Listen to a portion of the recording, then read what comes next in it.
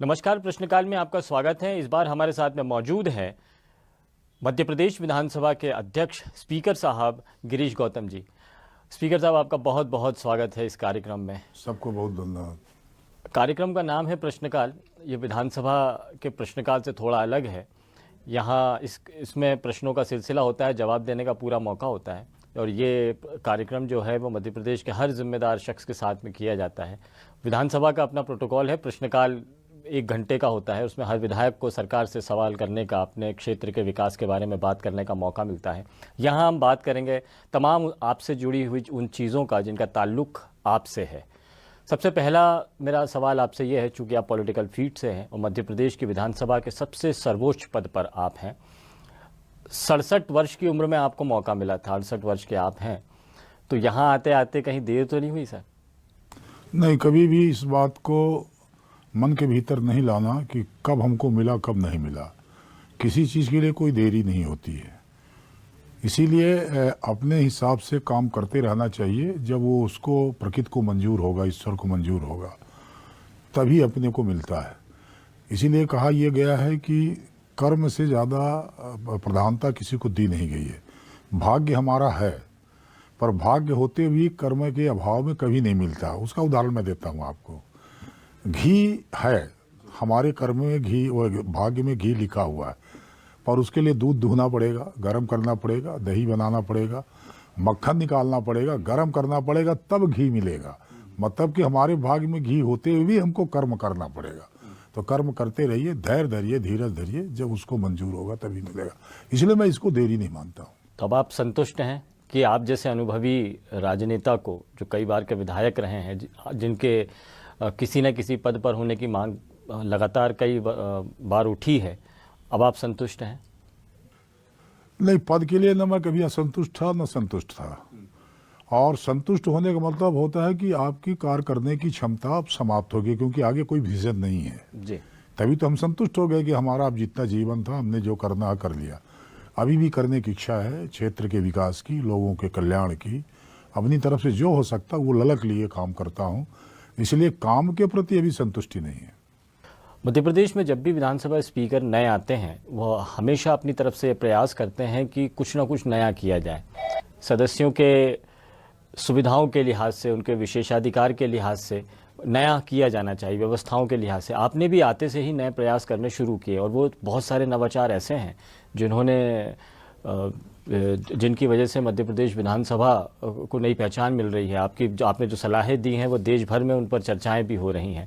मेरा आपसे सवाल ये है कि आप मध्य प्रदेश विधानसभा में आप क्या चीज़ ऐसी देखते हैं, चाहे वो वर्किंग को लेकर हो, सुविधाओं को लेकर हो, जो आपको लगता रहा है आपके विधायिका के जीवन के मुताबिक कमियां रही हैं, इनको पूरा किया जाना बहुत ज़रूरी है, और अब वो आप कर पा रहे हैं या करना चाहते हैं? मैं ऐसा मानता हूं कि विधानसभा के जिस उद्देश्य के लिए विधान मंडलों का निर्माण हुआ है, लोकसभा का निर्माण हुआ है, हम उसके उद्देश्य की पूर्ति के लिए काम करें।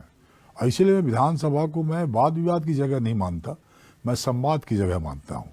मुझे ऐसा लगता है कि उसके मंथन से यदि हम संवाद करें, मंथन करें, तो उससे जो रस निकलेगा वो जनता के कल्याण के लिए होगा, प्रदेश के विकास के लिए होगा। आपकी हमेशा कोशिश रही है, विधानसभा शुरू होने से पहले कार्य मंत्रणा की बैठकों में आप हमेशा ये कहते रहे हैं कि विधानसभा चले, चर्चाएं हों, लेकिन जितना आप कहते हैं उतना ही ज़्यादा अवरोध पैदा होता है। पिछले 2-3 सत्रों की बात करें, 2 सत्रों की, तो बगैर चर्चा ख़त्म हुए, हंगामे की भेंट चढ़े हैं। ये ऐसा क्यों हो रहा है? मुझे ऐसा लगता है कि सोच विचार में फ़र्क आया। कई लोगों का ऐसा लगता होगा कि हम यदि ज़्यादा हल्ला करेंगे तो शायद हमारी टीआरपी ऊंचे जाएगी और हम बहस में भाग लेंगे, उसका कोई रिजल्ट आएगा तो उसमें शायद हमारा नाम नहीं होगा। ये भी विचार हो सकता है, पर आग्रह सबसे मैं यही करता हूँ कि अपने को बहस में ही भाग लेना, बहस के अतिरिक्त तो कुछ नहीं करना। इसीलिए मैं विधायकों को भी कहता हूँ, खासतौर पर प्रतिपक्ष के लोगों को कहता हूँ कि बेल में आना, गर्भ में गिराना आपका अधिकार है, उसको अभी अपन ने रोका नहीं है, परंतु उसको एक ब्रह्मास्त्र की तरह उपयोग करो। जब कोई चारा न बचे तब वो अंतिम अस्त्र के तरह प्रयोग करो। हो ये रहा, मैं जो देख रहा हूँ, प्रथम अस्त्र के रूप में ही उसको प्रयोग किया जा रहा, और वो शायद विधानमंडलों के लिए या किसी सदन के लिए वो ठीक नहीं है। आप उस वक्त में विधानसभा स्पीकर बने जब मध्य प्रदेश में दल बदल बड़ी तेज़ी के साथ में हुआ है, और ये आपके लिए चुनौती भी बड़ी होगी कि ये जो सिलसिला शुरू हुआ है बड़ी तादाद में आने का, कि इसको मेंटेन किया जाए, और विधायिका की ये बड़ी जिम्मेदारी भी है कि इसको मेंटेन करे, बाकायदा एक कानून इसको लेकर बनाया गया है।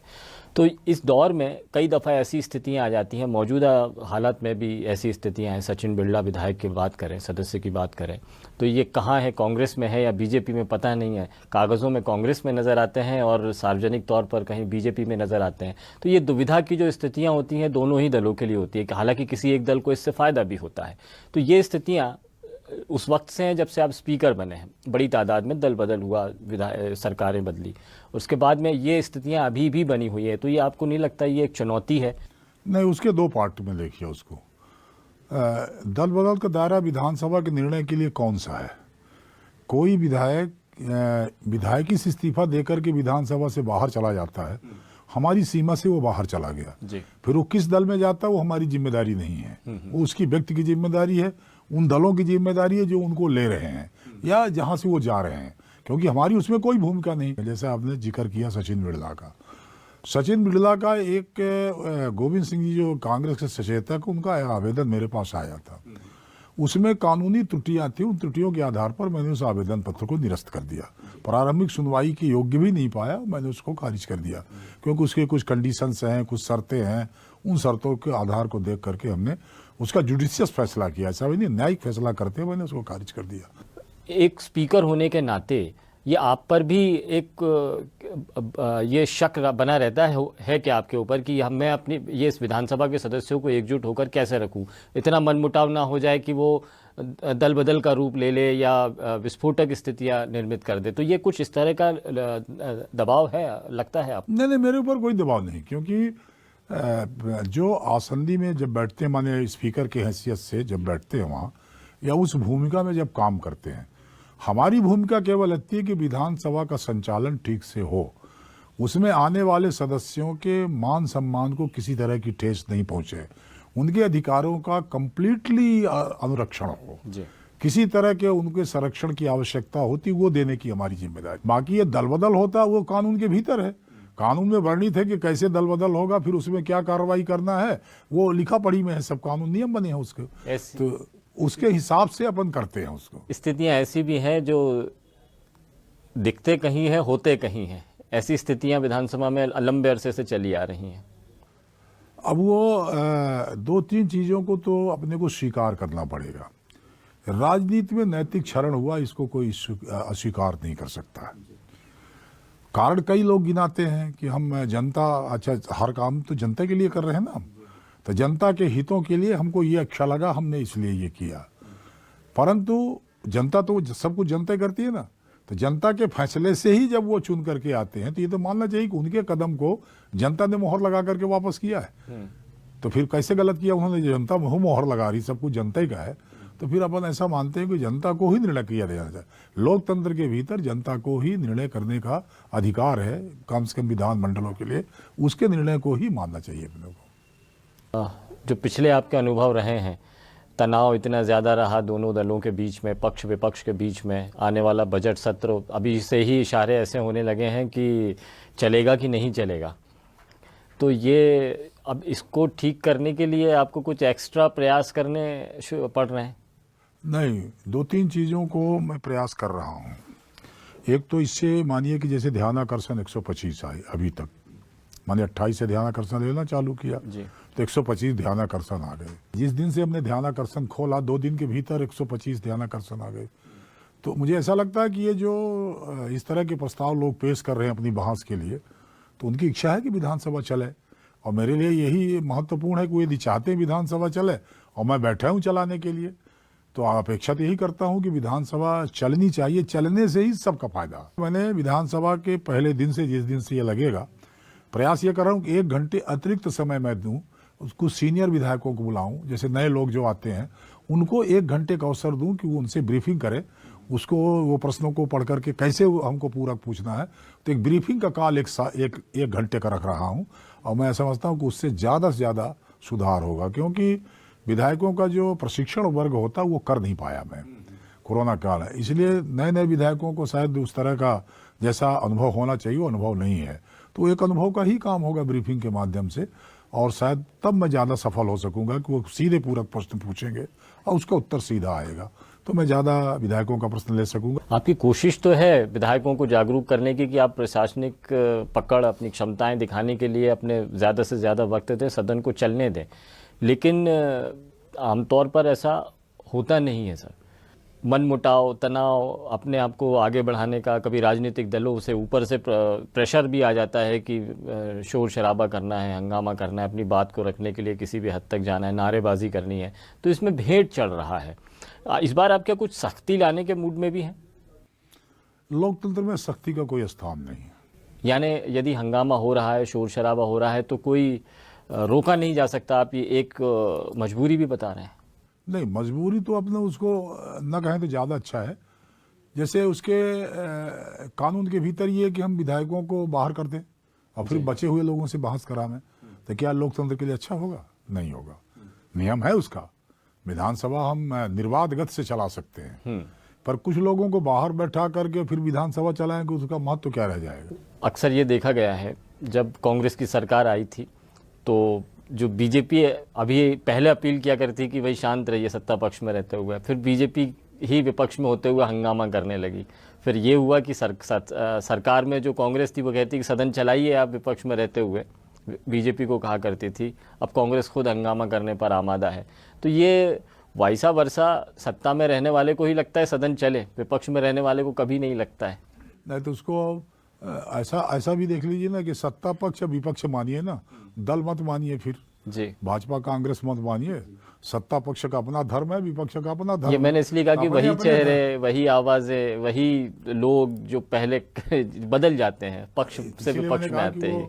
उसका सत्ता पक्ष का विपक्ष का धर्म समझिए, उसका दल का धर्म मत समझिए। इसमें जो संसदीय उद्देश्य होते हैं वो पिस जाते हैं स्वाभाविक तौर पर, और उससे केवल और केवल नुकसान यदि किसी का होता है तो जनता का होता है। बहुत बड़ी बात कही आपने। अब कुछ सवाल मैं आपसे ऐसा करता हूं जो राजनीति से ताल्लुक़ रखते हैं।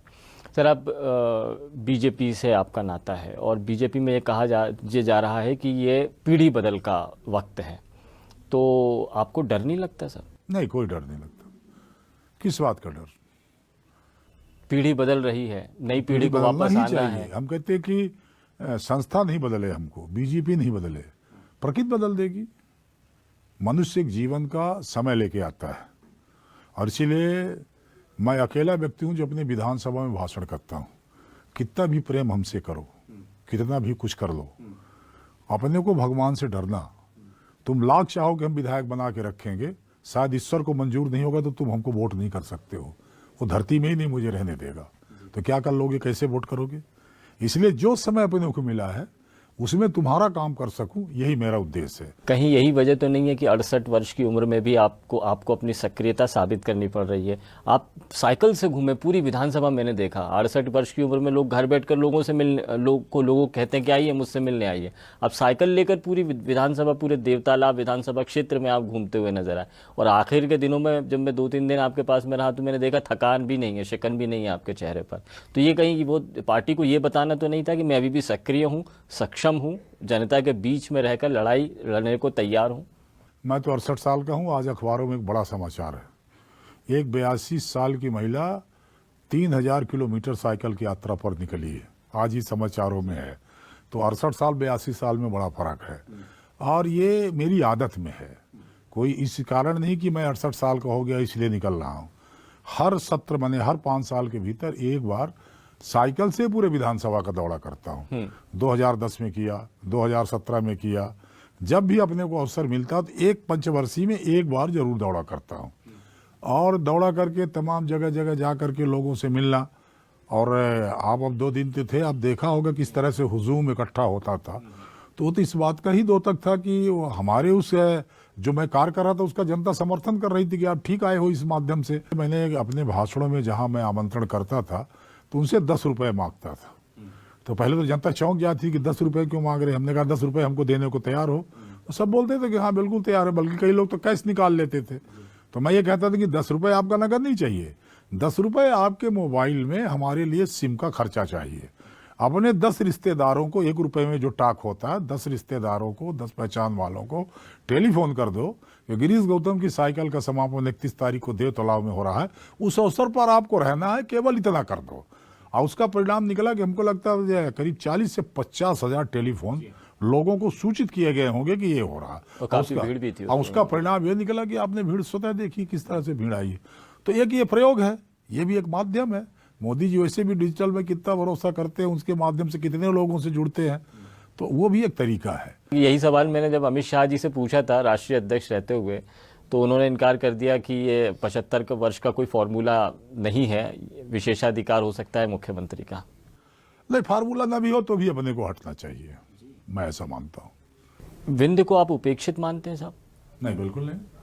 विंध्य से कुछ आवाज़ें आई जिसमें कहा गया कि ग्वालियर चंबल अंचल को ज़्यादा मिल गया सत्ता में भागीदारी, बीजेपी सत्ता में, विंध्य अंचल को कम मिला, फिर शायद नतीजे में आपको विधानसभा स्पीकर बनाया गया। नहीं, उसका नतीजा तो मैं नहीं मानता हूँ कि इस तरह का कुछ था। पहले भी देखिए, पिछले सरकार जो थी 2013 से 18, उसमें भी जितने मंत्री थे उतने मंत्री अभी भी हैं। रीवा से मंत्री थे, हमारे नागेंद्र सिंह जी हुआ करते थे, सतना से वो थे। तो इस तरह से 3-4 लोग रहते थे। इस बार मीना सिंह हैं, बिसाहू लाल जी हैं, मैं हो गया, राम खिलामन पटेल जी हो गए, 4 लोग थे। 4 तो पहले भी रहते थे, ऐसा करके नहीं है, ऐसा करके नहीं है। और दूसरा जो है, सरकार विंध्य क्षेत्र को भी जिस तरह की सुविधा दूसरे क्षेत्रों को मिलनी चाहिए वो ऐसे ही दे रही है। माणसागर का पानी हमारे पास जा रहा है, उसको हम लेने का प्रयास कर रहे हैं कि लगातार पानी का हर खेत में पानी पहुंच जाए, ये प्रयास हो रहा। सड़कों का जाल हम बिछा रहे हैं पूरी तरह से, और सबसे बेहतरीन सड़कें इस समय बन रही हैं रीवा के भीतर, सिगरेलवी के भीतर, सीधी के भीतर। तो उसको ऐसा करके मैं नहीं मानता कि कोई कमी हो रही है। शैक्षणिक क्षेत्र में, स्वास्थ्य के क्षेत्र में, कम्युनिकेशन के क्षेत्र में, हर क्षेत्र में। और ये सारी चीज़ें, एक बात जरूर है कि सब ये 2003-4 के बाद शुरू हुई हैं। उसके पहले तक वाकई में सड़कें चलने लायक नहीं थी, पानी का नामो निशान नहीं था। हमारा बाणसागर परियोजना ये 1967 में आई है, जब गोविंद नारायण सिंह चीफ मिनिस्टर थे, तब योजना है। ये बहुत कम लोगों को मालूम होगा। इसका नाम उस समय डिम्बा प्रोजेक्ट था। सम्मिलित सरकार में ये प्रस्ताव आया कि इस तरह को जोड़ दिया जाए, इसको, ये भरे हुए पानी को हम खेतों तक ले जा सकते हैं। बाद में 77 में जब अटल जी हुए, मुरारजी जी हुए, वो जमुना साथी सांसद हुए, तो ला करके उसका भूमि पूजन कराया। 77 से लेकर के योजना 2007 तक पड़ी रही, उसको पानी रोकने का काम नहीं किया गया। फिर जब हम लोग 2003 में आए, हम लोगों ने जोर लगाया कि वहाँ चलिए, सब सरकार को ले गए, उमा जी को ले गए, शिवराज जी को ले गए, ले जा करके उसकी तैयारी की और बाणसागर 2007 में बना करके हमने उसको कंप्लीट पानी रोक दिया हमने। फिर नहरों का जाल बिछाया। आज करीब 1.5-2 लाख हेक्टेयर में पानी पहुंच रहा है उसका। हमारा 3 लाख 3.5 लाख का टारगेट है। तो ये शुरुआत तो वहीं से हुई। बाणसागर बनने के बाद आज हम पंजाब का मुकाबला करने को तैयार है, रीवा का आदमी। तो विकास को ऐसा नहीं कहा जा सकता कि हमको छोड़ा गया है, उसी तरह जैसा दूसरे क्षेत्र का। अब ये बात दूसरी है कि जैसे कोई एक स्ट्रक्चर खड़ा हुआ है जी। अब खड़े हुए स्ट्रक्चर में एक छोटा सा हमको साइड का कोई वर्क करना है तो ज़्यादा दिखाई पड़ेगा, और हमको तो स्ट्रक्चर ही खड़ा करना, हमने वहाँ से शुरू किया। इसलिए अपने को ऐसा लगता होगा कि इंदौर का मुकाबला हम नहीं कर पा रहे हैं, पर मुकाबले की दौड़ में हम शामिल हैं, वो कहीं कमी नहीं है उसमें। रोजगार को लेकर काफ़ी संभावनाएं हैं विंध्य इलाके में, और ये एक बड़ी वजह भी है कि वहाँ के लोग रोजगार के अभाव में दूसरी जगह पलायन कर जाते हैं। बड़ी संख्या में युवा हैं, कई और लोग हैं, हर परिवार का कोई ना कोई रीवा से बाहर ही गया रोजगार की तलाश में। रीवा में जो एक मानसिकता है, शासकीय नौकरी को रोजगार समझा जाता है जी, और यही शायद हम चूक कर जाते हैं। क्योंकि रोजगार का मतलब कि किसी तरह से हम रोजगार पैदा करें जो हमको आमदनी दे, आर्थिक तौर पर हम मजबूत हो, पर हमारे यहाँ नौकरी को ही सब कुछ माना जाता है, तो इसलिए थोड़ा दिक्कत तो है। पृथक विंध्य प्रदेश को लेकर काफ़ी बातें चल रही हैं। सत्ताधारी दल के ही नेता नारायण त्रिपाठी जी विधायक होते हुए अपनी ही सरकार से मांग कर रहे हैं पृथक विंध्य होना चाहिए। नहीं, विंध्य प्रदेश का विरोधी मैं नहीं हूँ। इसी विधानसभा में जब पंडित श्रीनिवास तिवारी स्पीकर थे, एक संकल्प पारित हुआ था जिस समय छोटे छोटे राज्यों की स्थापना हो रही थी। अटल जी की भी मान्यता है कि छोटे राज्यों से बनने से विकास की संभावनाएं ज्यादा बलवती होती है, ज्यादा बनती है। उसी आधार पर यहाँ विधानसभा ने संकल्प पारित किया। अब जो आंदोलन चला रहे हैं वो आंदोलन क्या वाकई में विंध्य प्रदेश के लिए है? प्रश्न ये है। कहीं ऐसा तो नहीं कि आंदोलन के कारण मैं अपने को स्थापित करना चाहता हूँ जी। और उसको मैं इसलिए प्रश्न चिन्ह लगाता हूँ कि जो आंदोलन करने वाले हैं वो कभी इस बात का प्रयास किया कि विंध्य प्रदेश, जैसे कोई कहता है कि हमें विंध्य प्रदेश वापस कर दो, माने 1956 के पहले वाला विंध्य प्रदेश वापस कर दो। तो हम जब उस विंध्य प्रदेश की बात करेंगे तो हमको एक खास ख्याल रखना पड़ेगा कि विंध्य प्रदेश का आंदोलन हमारे कारण नहीं शुरू हुआ। 1956 से ही आंदोलन चल रहा है। विंध्य प्रदेश मर्जर के खिलाफ आंदोलन करके प्राणों की आहूति देने वाले गंगा चैताली थे, तो उनको शहीद की तरह हम क्यों नहीं देखते? अपने मंचों में हम उनकी फोटो क्यों नहीं लगाते कि भाई ये आंदोलन करने वाले थे? कहीं ऐसा तो नहीं लगता कि हम उनकी फोटो लगा लें तो कहीं हमारा कद छोटा ना हो जाए? एक, इसलिए वो मैं समझता हूं कि ये शायद ठीक नहीं है। दूसरा, ये बयान देना कि नहीं साहब हमारे अलावा किसी ने उसका नहीं किया, यहाँ तक कि उनको झुठलाया गया विधानसभा में संकल्प को। तो मुझसे जब पत्रकारों ने पूछा तो मैंने कहा कि वो तो संकल्प पारित हुआ था श्रीनिवास तिवारी जी के जब वो स्पीकर थे तब पारित हुआ था जी। और उनने ये कहा था कि नहीं साहब वो कहीं भेजा नहीं गया, संकल्प पारित भेजा नहीं गया। तो मैंने तारीख बताई कि इस तारीख को विधानसभा से केंद्र को ये भेजा गया संकल्प। जी हाँ। तो ये भी कहना गलत है। फिर दूसरा तीसरा ये है कि पुराना विंध्य प्रदेश हमारा दतिया तक था, तो आज की स्थिति में क्या दतिया वाले विंध्य में रीवा राजधानी को स्वीकार करेंगे? टीकमगढ़ वाला राजधानी रीवा को स्वीकार करेगा? छतरपुर वाला जाने को तैयार होगा क्या? उसके अप्रोच में 4 घंटे के भीतर यदि भोपाल है तो वो यहाँ आना प्रेफर करेगा रीवा, बल्कि उल्टा हो ये रहा कि पृथक बुंदेलखंड की मांग हो रही है। जी हाँ। तो विंध्य प्रदेश में तो जाने को नहीं तैयार है ना। महाकौशल की तरफ जो उसमें लगे हुए थे पुराने विंध्य प्रदेश में, वो सब महाकौशल प्रांत की मांग रहे हैं।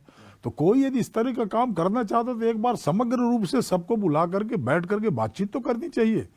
और बैठ करके बातचीत करने में शायद असुविधा समझते होंगे, कहीं बड़ा नेता ना आ जाए कोई दूसरा ले, इसलिए केवल हमको केंद्रित करके किसी तरह के आंदोलन को चलाने से कुछ होने वाला नहीं, मैं ऐसा नहीं मानता हूँ। तो आपसे विधायकों को काफ़ी उम्मीदें हैं, आप आए हैं तो उनको मौके मिलेंगे, और कई ऐसे विधायक हैं जो बहुत सक्रिय होते हैं लेकिन विधानसभा के शोर शराबे में उनकी आवाज़ गुम हो जाती है। उनको आप मौका देने के लिए क्या कोशिश कर रहे हैं? 1-2 प्रयास तो मैं लगातार करता हूं। जब विभागों की चर्चा होती है प्रयास ये करता हूं कि कोई विधायक बोलने वाला जो है वो वंचित न रहे। इसलिए उसमें जब समय का निर्धारण करते हैं हम, तो जैसे सत्ता पक्ष के ज़्यादा विधायक तो उनको ज़्यादा समय देते हैं, पक्ष उनको कम, आनुपातिक तौर पर समय का निर्धारण करते हैं। और उसमें दलों के से ही उनके विधायकों की बोलने वाली सूची आती है, इधर से इतने आए, इधर से इतने आए, उन्हीं में से बुलवाना। मैं प्रयास ये करता हूं कि जिनका नाम नहीं आया है, यदि ऐसा कुछ बोलने वाले तो उनकी सूची अलग से हमारी तरफ से उनको हम डालते हैं कि ये 12, 13, 14, 15 लोग ये भी बोलेंगे। तो एक प्रयास ही है कि उनको भी अवसर मिल जाए बोलने का, जो रह जाते हैं उनको अभी नाम आना चाहिए, हमारी तरफ से चला जाए।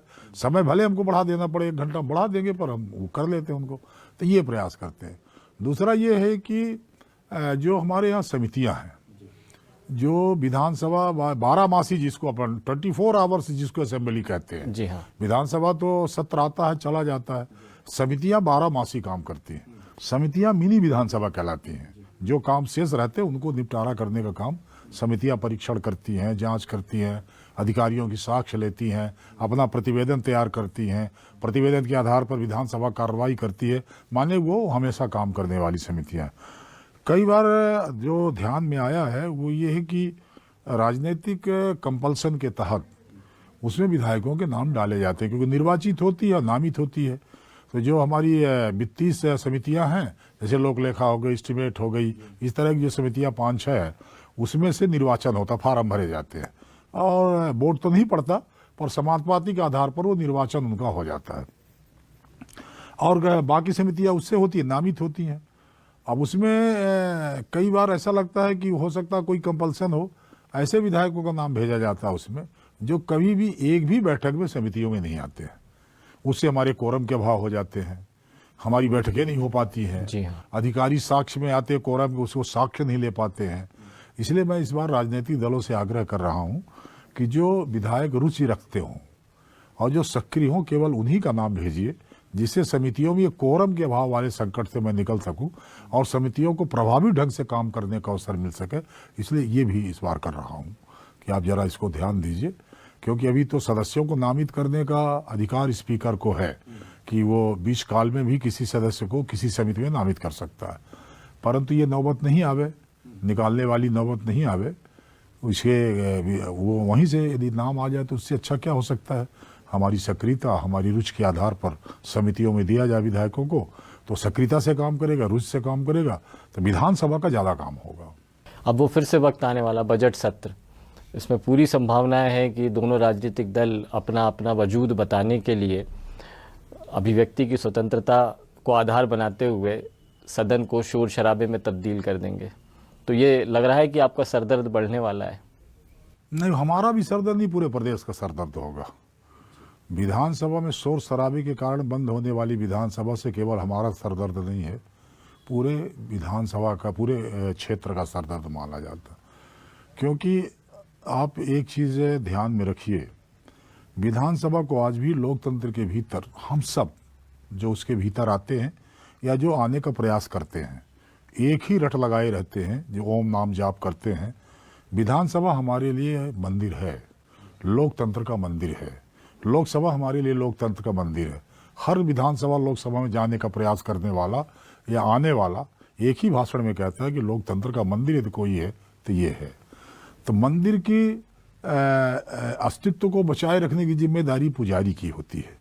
हम वहाँ पुजारी की भूमिका में आते हैं, उसका अस्तित्व बचे रहेगा तभी हम पुजारी पना कर सकेंगे। तो अस्तित्व बचाने की अकेले हमारी जिम्मेदारी नहीं, सबकी जिम्मेदारी है।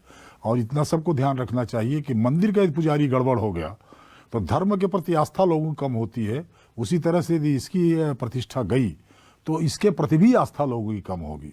तो इस आस्था को, उस जनता की आस्था को विधानसभा में बनाए रखने के लिए, मंडलों में बनाए गए विधानमंडल या लोकसभा के भीतर बनाए रखने के लिए हम सबको उसी भूमिका में रहना चाहिए कि जनता के उस विश्वास को किसी तरह की ठेस नहीं लगने दें। ये सबको विचार करने की आवश्यकता है। बहुत बहुत शुक्रिया हमसे बात करने के लिए, बहुत बहुत धन्यवाद। बहुत बहुत धन्यवाद। गिरीश गौतम साहब कोशिश कर रहे हैं मध्य प्रदेश की विधानसभा ठीक ढंग से चलती रहे, शांति के साथ चले, शोर शराबे में तब्दील ना हो, क्योंकि अगर ऐसा हुआ तो लोकतंत्र के मंदिर की पर सवाल खड़े हो जाएंगे, उसकी आस्था डगमगा सकती है। फिलहाल मुझे इजाज़त दीजिए, लेकिन न्यूज़ 24 मध्य प्रदेश छत्तीसगढ़ पर खबरों का सिलसिला जारी है।